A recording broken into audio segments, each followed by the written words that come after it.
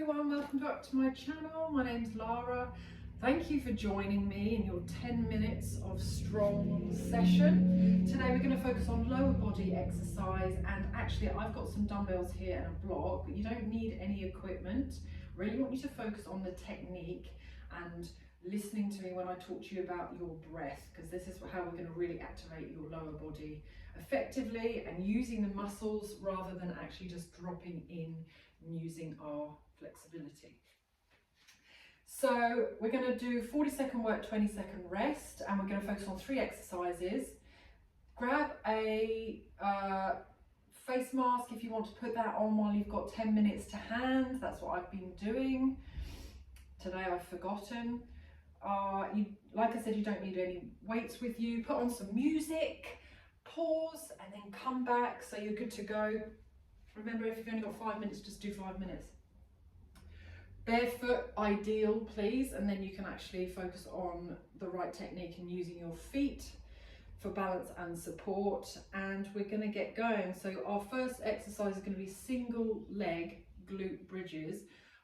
Ideally, you would have released your glutes first with a foam roller or a ball, so that you are not tense when you're coming into an exercise, so you can actually activate your glutes better.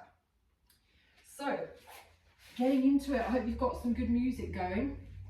I'm doing it silent just for you guys to listen. And the timer will ding. Single leg glute bridges.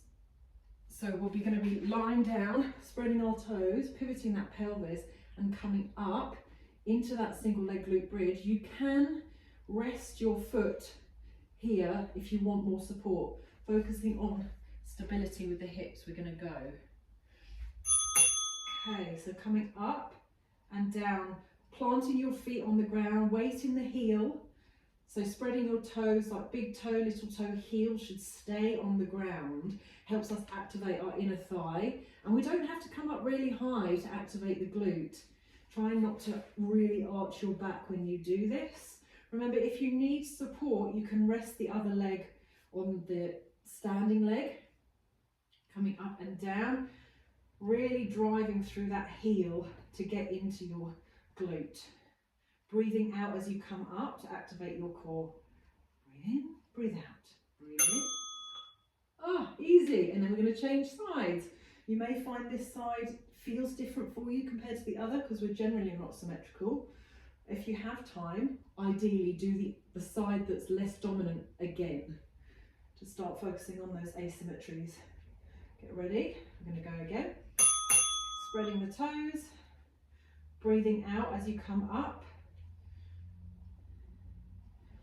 Hoping you're not wobbling, because we want to be able to use our core to keep us stable and symmetrical as we come up and down. Really dragging that heel towards your bum to activate the back, so your hamstrings and your glutes at the same time. Anyone feeling it yet? I am. Up and down, we can do it. Yes. Next exercise, we're going to be doing a bridge, grabbing a weight if you want to. I'm going to put a block in between my knees because it activates my adductors better, my inner thigh. So if you want to grab a cushion, pause and then do that. So pivoting the pelvis up fast and then down, up fast and then down without hitting your pubic bone as you come up, like I just did with the dumbbell. Up and down. So very similar to the single leg glute bridge. Breathing out as you come up, weight in the heels, trying to drag your heels towards your bum each time. And the block really helps me. I have a weaker left adductor and I focus a lot more on the right muscles working when I squeeze a block. You can always play around. Do one round without a cushion or a block in between your knees, and then do the other with, and then just notice how you feel. Which one works for your body better. If you've got a child, you can whack them on here as a weight. Going again.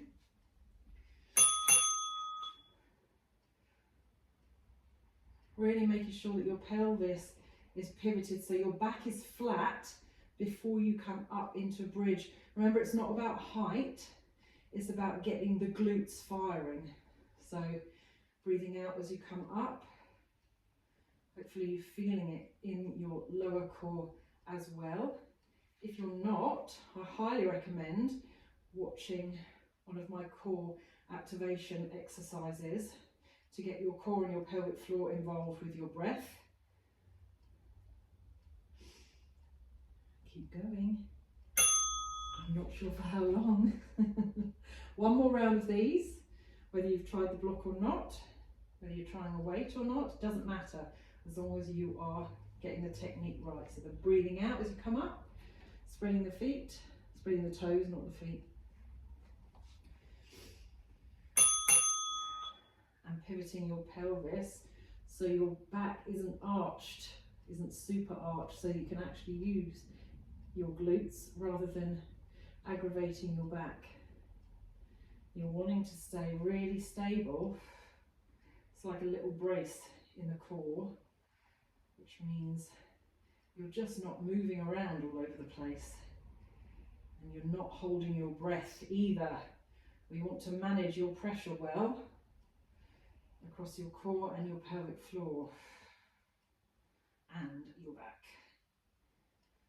So stay breathing out as you come up. Changing exercises now. I'm going to move into a single leg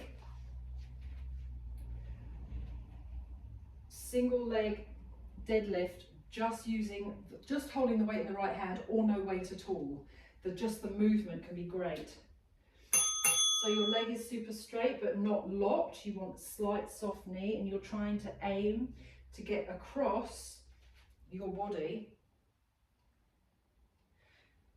with that weight. You don't have to get to the toe. If you notice that your lower back starts rounding to get to that point, then you've gone too low. You should feel like you're hinging from your hip, like a karate chop into the hip, and then coming up, not using your stretching, but your muscle to get there. So we're changing feet, stay the same hand. It works different muscle groups when we do that. So the back leg's just coming along for the ride, hip distance apart, and we're hinging from the hip to try and get the outside of this right foot this time. When you're down, you should feel a real stretch in your butt. You can put your hand on your bum to see if you're feeling that. So it's a hinge from the hip, not a rounding down into it. We're hinging. Should feel stretch in your hamstrings, but a stretch in your bum mainly. Staying stable with your feet. Okay, now we're changing hands. If you have weight, the weight is in your left hand now. We're going to do the left side, and then we're going to do the right side, and then you're done. So I'm going to try and stagger it for you this way so you can see hip distance apart. And you're going to hinge from the hip. You're trying to get that little pinky this time on that left foot. For me, I'm hypermobile, so I need to be wary of that. I can go to my toe, but also my core starts relaxing if I go too low, and I rely on my flexibility, not the muscle strength. So I need to be aware not to go too low. Hinge.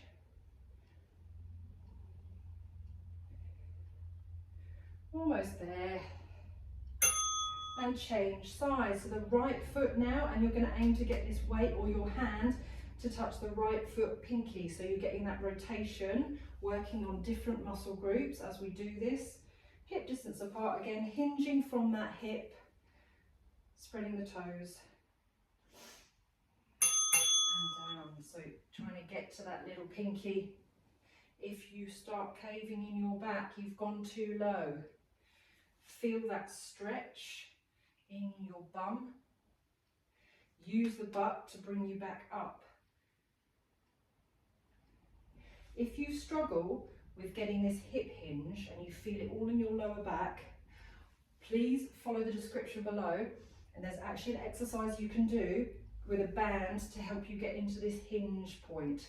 It's going to help you throughout your day to be able to move like this, so you're actually using your glutes more than your back.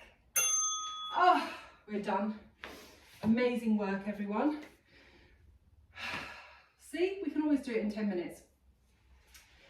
If you've liked this, if you found it beneficial, please do share with other people, women, mums, whoever. Please give it a thumbs up. Comment below if you want to see anything else. I'm always keen on getting recommendations and suggestions because it means I don't have to think about things for myself.